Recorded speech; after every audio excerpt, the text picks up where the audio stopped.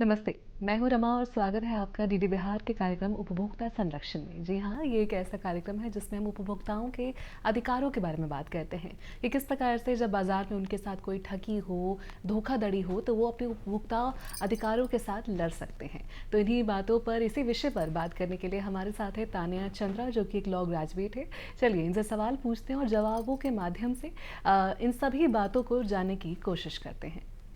नमस्कार तान्या जी, स्वागत है आपका हमारे इस कार्यक्रम में। और सबसे पहला सवाल तो ये होगा कि उपभोक्ता संरक्षण ये क्या है, हमारे दर्शकों को इसके बारे में बताएं। नमस्कार दर्शकों। उपभोक्ता संरक्षण एक बहुत ही ज़रूरी मुद्दा है और आज मैं इस पे कुछ शब्द कहूँगी और कोशिश करूँगी आपको इस मुद्दे से थोड़ा बहुत प्रकाशित कर सकूँ।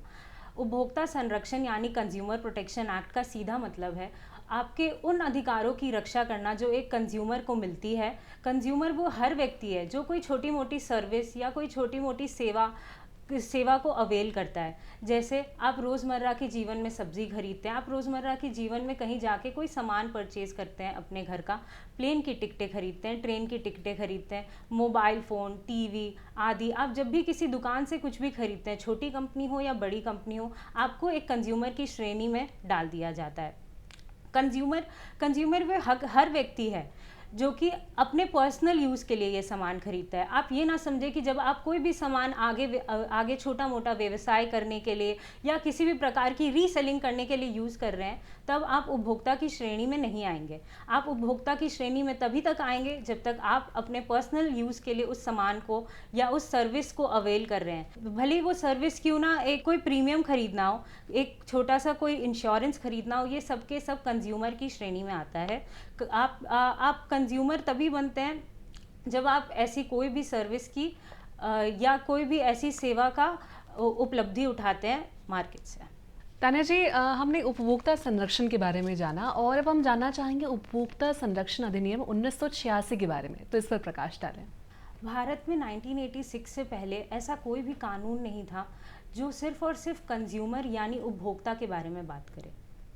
उससे पहले किसी भी प्रकार की, अगर किसी भी कंज्यूमर को या उपभोक्ता को किसी प्रकार की दिक्कत आती थी तो उसे सिविल कोर्ट का दरवाज़ा खटखटाना पड़ता था, उसे लंबे ट्रायल के प्रोसेस से गुजरना पड़ता था, जो कि कई बार एक आम आदमी के लिए दिक्कत हो सकती है। बड़ी कंपनियों के पास कई रिसोर्स होते हैं, उनके पास वकील होते हैं और उनके पास अलग अलग सोर्स होते हैं किसी भी चीज़ को अवेल करने के लिए। लेकिन एक आम आदमी के पास ज़रूरी नहीं है कि हर बार ऐसी उपलब्धियां मौजूद हो। तो जब इस कानून को लाया गया, सरकार ने देखा कि कई लोग हैं जो ऐसे कंप्लेन के लिए आवाज़ नहीं उठा रहे हैं छोटी बातों पे, क्योंकि उनको सिविल कोर्ट का प्रोसेस ये बड़ा ही लंबा प्रोसेस लग रहा था। लेकिन जब 1986 कंज्यूमर प्रोटेक्शन एक्ट खुद में ये काफ़ी आधुनिक कानून था। ये डिस्ट्रिक्ट लेवल पर, स्टेट लेवल पर और नेशनल लेवल तीनों पर ही काम करता है। डिस्ट्रिक्ट में आपके नियरेस्ट डिस्ट्रिक्ट में डिस्ट्रिक्ट फोरम होगा कंज्यूमर कोर्ट का। उसके बाद आपके स्टेट लेवल पे भी स्टेट फोरम होता है और हमारी राजधानी दिल्ली में नेशनल फोरम मौजूद है, जो कि लोगों की, कंज्यूमर्स की राइट्स को प्रोटेक्ट करता है। उनके साथ कोई भी गलत या ठगी होने के से उनको प्रोटेक्ट करता है और साथ ही साथ उन्हें न्याय दिलाने का भी काम करता है, वो भी जल्द से जल्द। ये प्रोसेस काफ़ी छोटा होता है। इस प्रोसेस में ज़रूरी नहीं है कि आपके पास वकील हो। बाकी लॉज के तहत इस कोर्ट में आप अपनी आवाज़ खुद भी उठा सकते हैं। आज के ज़माने में आप ऑनलाइन भी अपनी आवाज़ उठा सकते हैं। ऑनलाइन ई दाखिल पर कंप्लेन रजिस्टर कर सकते हैं और चाहे तो ऑफलाइन के माध्यम से अपने नियरेस्ट डिस्ट्रिक्ट के कंज्यूमर फोरम में जाके भी कंप्लेन कर सकते हैं अगर आपके साथ ऐसी कोई आपको किसी भी प्रकार की गलत सर्विस दी गई है तो जी हाँ दर्शकों, हमने जाना उपभोक्ता संरक्षण अधिनियम 1986 के बारे में। अब जीवन में एक चीज़ जो सबसे ज़्यादा है वो है बदलाव, और बदलाव ज़रूरी है क्योंकि जीवन में बदलते रहेंगे तो हम तरक्की करते रहेंगे।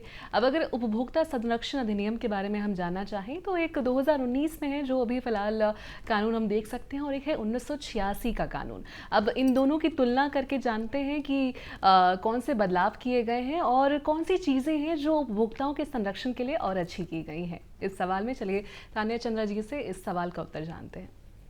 तो दर्शकों, जैसा अभी मैम ने बताया हमें कि दो कानून हैं, तो मैं आपको प्रकाशित करना चाहूँगी कि इन दोनों में डिफरेंस क्या है जो इन दोनों कानून की हमें नए कानून की ज़रूरत पड़ी। करीबन 33 साल बाद एक नया कानून 2019 में लागू हुआ। इस कानून को लागू करने की ज़रूरत क्यों पड़ी? जब पुराना कानून बनाया गया था, ना तो इंटरनेट था, ना ही ऑनलाइन सेवाएं थी, ना ही ऑनलाइन सर्विस थी। आज के ज़माने में हम सभी लोग ऑनलाइन शॉपिंग करते हैं, काफ़ी सर्विसेज हैं जो हम ऑनलाइन ख़रीदते हैं, ऑनलाइन परचेज़ करते हैं। तो ऑनलाइन शॉपिंग और इन चीज़ों के बढ़ने के कारण ऑनलाइन फ्रॉड भी बहुत बढ़ता जा रहा है। और इन्हीं कानून को जब सरकार ने देखा कि ये हमारे पुराने कानून के साथ नहीं दे पा रहा है, तो हमारे नए कानून में कुछ बदलाव किए गए। सबसे पहला बदलाव, एक संगठन बनाया गया है इस कानून के तहत, जिसे हम कहते हैं सेंट्रल कंज्यूमर प्रोटेक्शन अथॉरिटी। ये एक ऐसी अथॉरिटी है जो खुद से सुओ मोटो का मतलब होता है खुद से, अपने आप से कई बारी ऐसे मुद्दों को उठाती है जहां उन्हें दिखता है कि ये कोई कंपनी है या ये जो सेवा है इसमें गलत किया जा रहा है। जैसे एडवर्टीजमेंट, आजकल आप सभी देखते हैं, प्रचार हर जगह है, न्यूज़पेपर पे है, ऑनलाइन है, आप कोई वीडियो खोलने जाते हैं वहाँ भी प्रचार है, हर जगह प्रचार ही प्रचार है। तो कौन माने कि क्या प्रचार सही है और क्या प्रचार गलत है? कई बारी प्रचार हमें मिसलीड करते हैं, लोगों को इतना पता नहीं होता कि क्या सही है क्या गलत है। लोग उस प्रचार को देख लेते हैं और सोचते हैं कि अरे वाह, ये बदलाव तो ये तो सही बोल रही होगी कंपनी। तो ये बॉडी का काम ही यही है कि हम जो भी प्रचार ऐसा गलत हो रहा है मार्केट में, उसको देखें और उन पे कार्रवाई करें। कार्रवाई काफ़ी सख्त होती है। फाइन का प्रावधान करीबन 50 लाख रुपए तक जा सकता है अगर आपने किसी तरीके का संगीन और गलत क्लेम अपने ऐड में डाला है। और सिर्फ कंपनियां ही नहीं, अगर कोई अभिनेता अभिनेत्री भी ऐसे ऐड को प्रमोट करते हैं आज के ज़माने में, तो उनको भी साथ साथ फाइन देना पड़ सकता है। वो भी इस दायरे में आते हैं, उनको भी कोई खाली छूट नहीं दी गई है। तो ये रहा हमारा पहला पॉइंट इससे रिलेटेड। दूसरा है लाइबिलिटी का। जो भी कंपनी ऐसी गलत सामान मार्केट में बेच रही है, एक छोटे से एग्जांपल से समझते हैं। अगर कोई कंपनी कह रही है कि आपको 7 दिन में गोरा कर देगा, 7 दिन में पतला, या 7 दिन में हेल्दी कर देगा, या 7 दिन में आपकी तबीयत को तुरंत ठीक कर देगा, जिसकी कोई भी वैज्ञानिक तौर पर रिसर्च नहीं है, जिसका कोई भी वैज्ञानिक प्रमाण नहीं है, ऐसा जब भी होता है तो इस अथॉरिटी का काम है उन चीज़ों का पर्दाफाश करना, लोगों को बताना कि ये गलत है, और उन पे काफ़ी भारी जुर्माना भी लगता है कई बारी। तीसरा कॉन्सेप्ट जिसके बारे में हम बात करेंगे वो है ऑनलाइन का ज़माना। ऑनलाइन के साथ साथ सिर्फ आपकी शॉपिंग ही इजी नहीं हो गई है, इवन कोर्ट में अटेंड करना भी आपके लिए, कोर्ट अटेंडिंग भी इजी हो गया। आप पहली बात तो ऑनलाइन कंप्लेन फाइल कर सकते हैं, जो कि पुराने एक्ट में नहीं था। आप ऑनलाइन खुद के डिस्ट्रिक्ट की वेबसाइट होगी, ई दाखिल पर आप ऐसे कंप्लेन को रजिस्टर कर सकते हैं। एक छोटा सा हेल्पलाइन नंबर है, आप चाहे तो नोट कर लें। तो जी हाँ, हमने जाना उपभोक्ता संरक्षण अधिनियम 1986 और 2019 के बारे में, और ये भी जाना सुओ मोटो क्या है, किस प्रकार से गलत प्रचार और प्रसार भी भारी पड़ सकता है। और बदलते युग में जहाँ औद्योगिकरण है, डिजिटलाइजेशन है, हर चीज़ मोबाइल फ़ोन पर है, कंप्यूटर स्क्रीन पर है, ऐसे में कानून भी बदल रहे हैं। अब अगर उपभोक्ता संरक्षण के बारे में बात करें तो ये विचार भी आता है मन में कि ऐसी कौन सी घटना रही या वो कौन सी कहानी है जिसके बाद उपभोक्ता संरक्षण ये ज़रूरी है या फिर ये भी होना चाहिए। ये सवाल सबके मन में उठा, और कानूनी दुनिया में तो बिल्कुल ऐसा ही होता है कि किसी आम आदमी के साथ कोई अन्याय होता है या कोई घटना होती है और उसके बाद नए कानून और उनके संरक्षण के लिए नई बातें होती हैं। तो चलिए जानते हैं कि उपभोक्ता संरक्षण ये विचार कहाँ से आया। दर्शकों, आपके मन में एक सवाल उठता हो कि आखिर इस कानून की ज़रूरत क्यों पड़ी। जी हाँ, ये एक बहुत ही महत्वपूर्ण सवाल है। तो बाज़ार में 2 सिक्के के पहलू हैं, एक है विक्रेता यानी सेलर, और दूसरा है बायर। सेलर हमेशा एक बड़ा मैन्युफैक्चरिंग कंपनी हो सकती है या एक बड़ी उत्पादन की कंपनी हो सकती है, जो कि लार्ज स्केल पर सामान बना रही है या आपके लिए प्रोडक्ट्स और सर्विस बना रही है। जाहिर सी बात है, उनके पास रिसोर्स ज़्यादा है, उनके पास पैसा ज़्यादा है, और जब आम आदमी उनसे कभी जाने अनजाने में ठगी का शिकार हो जाता है, तो क्या उसके पास पर्याप्त रिसोर्स है कि वो हमेशा कोर्ट का दरवाज़ा खटखटा सके? ज़रूरी नहीं है कि ऐसा छोटे मोटे ठगी के समय हर इंसान के पास ऐसी सुविधा मौजूद हो। एक छोटे से एग्जाम्पल से समझते हैं। हर कोई मोबाइल फ़ोन ख़रीदता है। अगर मोबाइल फ़ोन ख़रीदने के बाद अगर मोबाइल फ़ोन में कोई तकनीकी ख़राबी आ जाए या किसी प्रकार का प्रॉब्लम आ जाए, जब भी वो वारंटी के पीरियड में है और आप तो आप क्या करेंगे ऐसे सिचुएशन में? आपके पास दो सॉल्यूशंस होते हैं, या तो आप डायरेक्ट उस कंपनी से कांटेक्ट करें जिसका आपने वो सामान ख़रीदा है। आप चाहें आज के ज़माने में ऑनलाइन भी हेल्पलाइन नंबर कस्टमर सर्विस पे कांटेक्ट कर सकते हैं, या तो जिस दुकान से आपने इस सामान को ख़रीदा है उनके पास जाएं।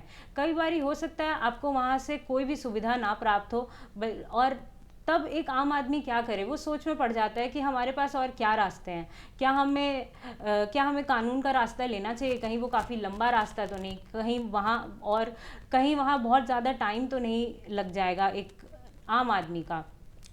ये सब डिसबैलेंस जब देखा गया सोसाइटी में, तब इस कानून की ज़रूरत पड़ी कि आम आदमी की आवाज़ को दबाया ना जा सके। आम आदमी की आवाज़ उतनी ही ज़रूरी है इस आज के ज़माने में जितनी एक कंपनी की, और इसी डिसबैलेंस को मेंटेन करने के लिए इस लॉ की आवश्यकता पड़ी।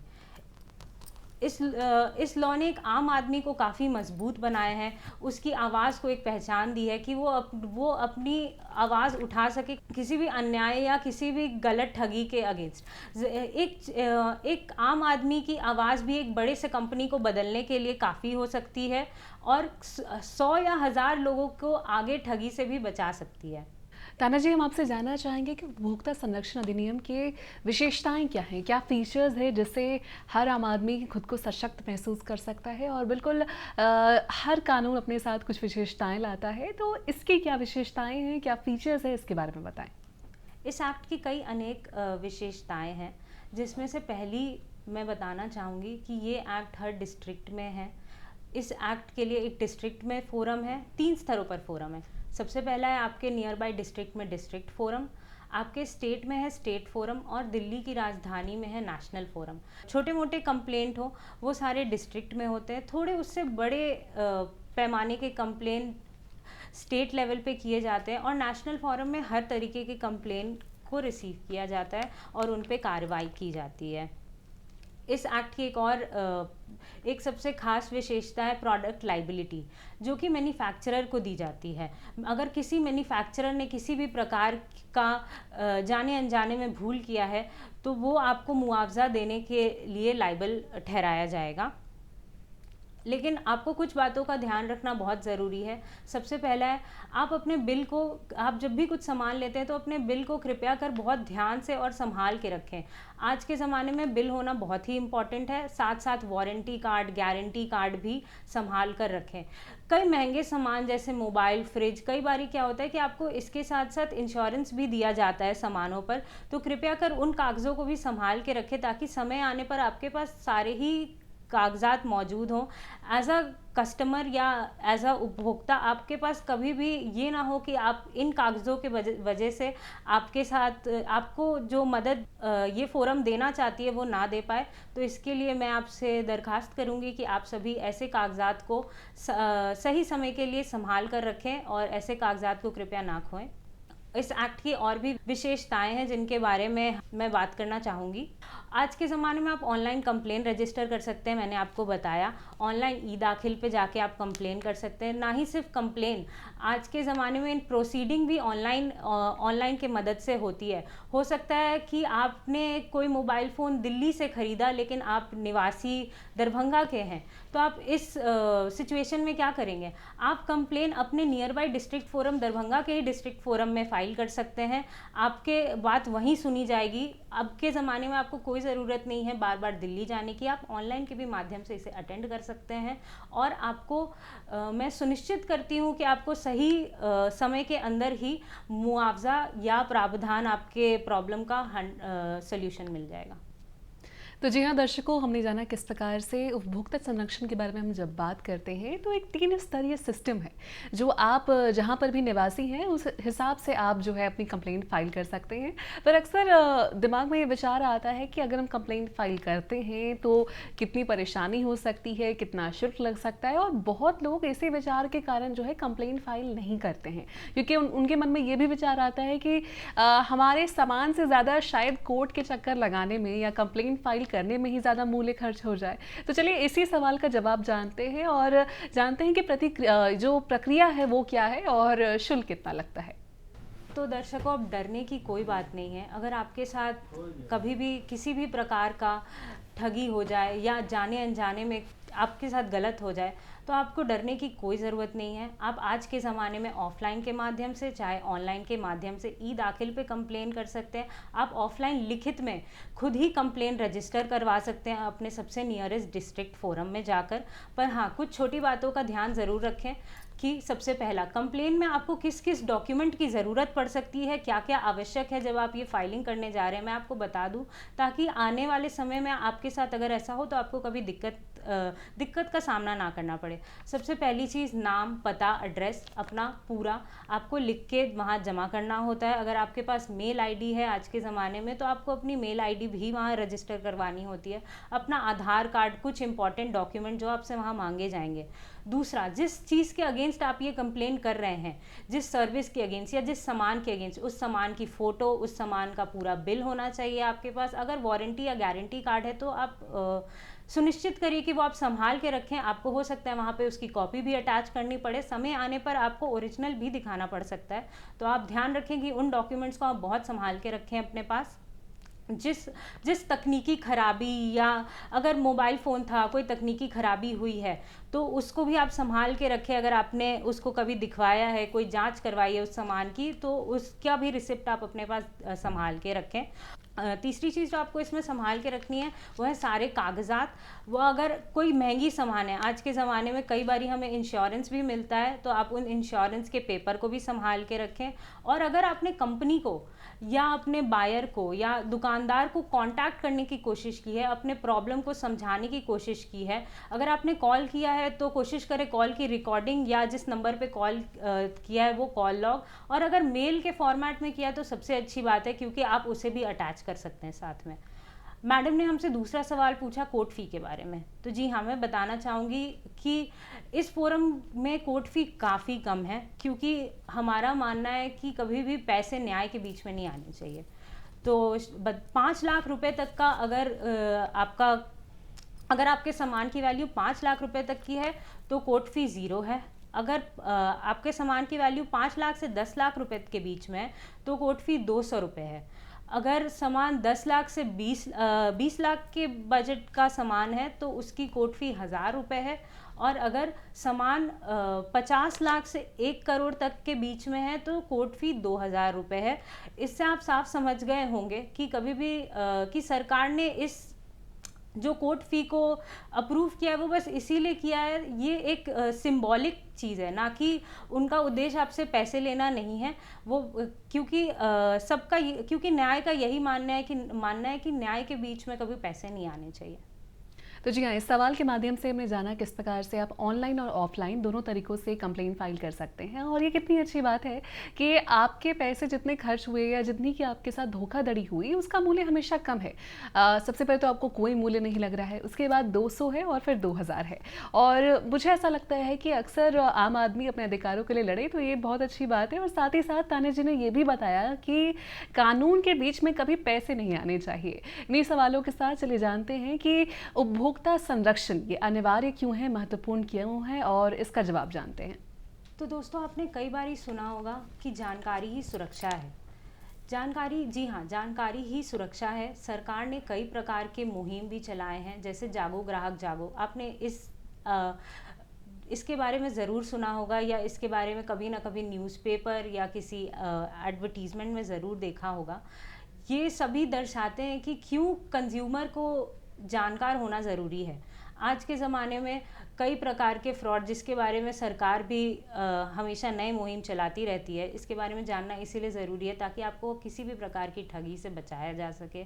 जब आप खुद में जानकार रहेंगे तो आप सुरक्षित रहेंगे। ना ही आप सिर्फ खुद सुरक्षित रहेंगे, आप अपने परिवार को, आप अपने समाज को, आप अपने आसपास के सभी लोगों को भी सुरक्षित रख पाएंगे। अब हम इसकी विशेषताओं के बारे में तो काफ़ी बात कर चुके हैं, लेकिन एक बार फिर से मैं आपको बताना चाहूँगी, इस नए एक्ट की कई सारी विशेषताएं हैं, जिनमें से 3 मैंने आपको बताया कि 3 फोरम है। एक नेशनल लेवल पर फोरम है, दूसरा स्टेट लेवल पर है, और तीसरा डिस्ट्रिक्ट लेवल पे। हर डिस्ट्रिक्ट में इस फोरम की स्थापना की गई है 2019 एक्ट के तहत, जहां आप किसी भी प्रकार की कंप्लेन को ले जा सकते हैं, किसी भी प्रकार के कंप्लेन को रजिस्टर कर सकते हैं अगर आप कभी भी ऐसे धोखेधड़ी के शिकार होते हैं।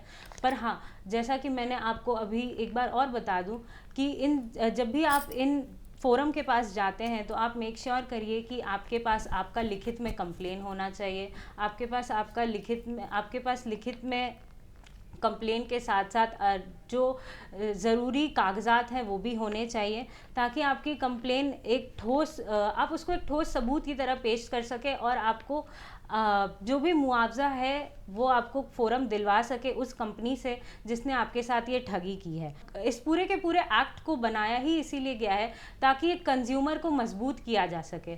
हर वो कंज्यूमर जो खुद को आम समझता है वो इस बात को समझे कि वो सिर्फ एक आम व्यक्ति नहीं है, वो इस बाज़ार की एक वो अहम कड़ी है जिससे ये बाज़ार चलता है, और साथ ही वो इस बात को भी समझे कि जब भी वो अपनी आवाज़ उठाएगा तो उसको हर वो फोरम सपोर्ट भी करेगी और साथ साथ ये सुनिश्चित करेगी कि उसे न्याय मिले।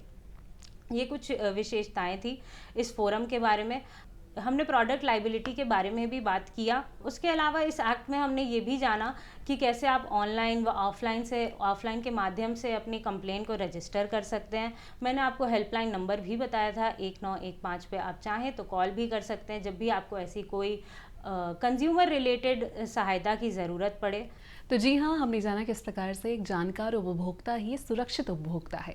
और अक्सर कानून की भाषा में ये कहा जाता है कि जानकारी ना होना ये कोई बहाना नहीं हो सकता है, कि अगर कोई व्यक्ति रेड लाइट में अपनी गाड़ी चला दे तो वो ये नहीं कह सकता है कि मुझे ये नहीं पता था, ये बात नहीं पता थी, उसका चालान तब भी कटेगा। इसलिए जानकारी ज़रूरी है क्योंकि हम सब इस सिस्टम का हिस्सा हैं, और ऐसे में अगर हर व्यक्ति जानकार हो तो हर व्यक्ति अपने अधिकारों को सुरक्षित कर सकता है। इन्हीं बातों के साथ चलिए ताना जी से एक संदेश देते हैं जो आप सभी के लिए होगा और सभी उपभोक्ताओं के लिए, ताकि वो अपने अधिकारों को संरक्षित कर सकें।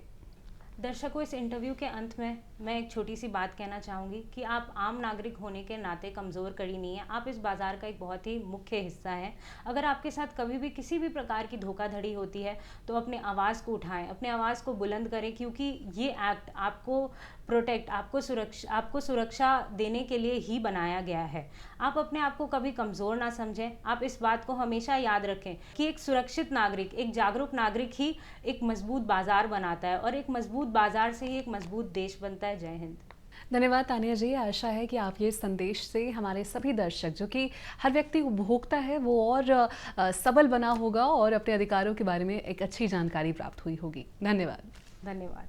तो जी हाँ दर्शकों, आशा है कि हमारे इस कार्यक्रम उपभोक्ता संरक्षण के इस विशेष एपिसोड से आपको बेहद ही महत्वपूर्ण जानकारी प्राप्त हुई होगी। बिल के बारे में, ऑनलाइन एंड ऑफलाइन कंप्लेन के बारे में, किस प्रकार से क्या मूल्य होता है जब आप कंप्लेन फाइल करते हैं, और ऐसी कई जानकारी जिससे आप अगली बार जब कोई सामान खरीदें, कोई सेवा खरीदें, तो आप सशक्त हों और आपके साथ कोई ठगी या धोखाधड़ी ना हो। अगर हो भी जाए तो आप जानते हैं कि उसका उपाय क्या है। इन्हीं बातों के साथ मैं रमा फलाल आपसे धन्यवाद कहना चाहूँगी। मिलेंगे नए एपिसोड में नई बातों के साथ। धन्यवाद।